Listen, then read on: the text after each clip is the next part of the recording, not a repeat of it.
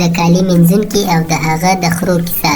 یو وخت یو کالي مینځونکی یا دوبي چې هره ورځ به یې د کلي د خلکو جامې راټولې کړې او سیند ته به یې وړلې او مینځلې به یې، او بیا به یې د خرو په اوږو بار کړې او بېرته کلي ته تللو. هغه یو ډېر مهربان سړی و. یو خړ خر یې درلود چې کلونه یې کار ورسره کړی و او ډېر وفادار و. یوه ورځ د کلي یو دوست ده ته یو تور خر ډالۍ کړ. هغه نوې ځوانه او ښکلې خره وه. کالي مینځونکی ډېر خوښ سو ځکه اوس به یې کار اسانه شي. بله ورځ کالي مینځونکي پرېکړه وکړه چې دواړه خرو ته بار ورکړي.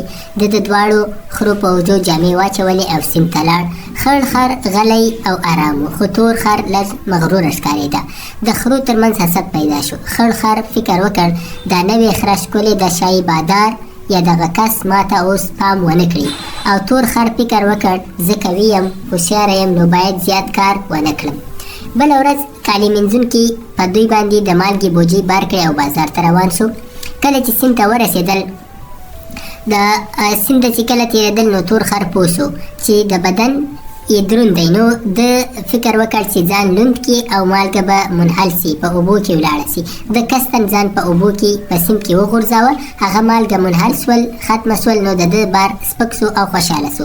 خړ خر یوازې حیران و. کالي مینځونکی پوه سو چې تور خر ده ته دوکه ورکړه.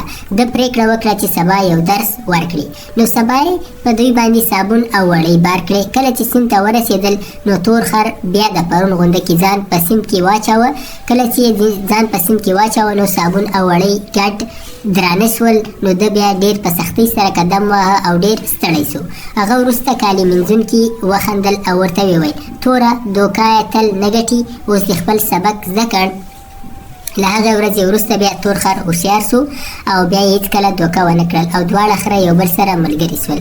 او کالي مینځونکي هم له دواړو سره مینه وکړه او د دوی ژوند بېرته د خوښۍ ډک سو.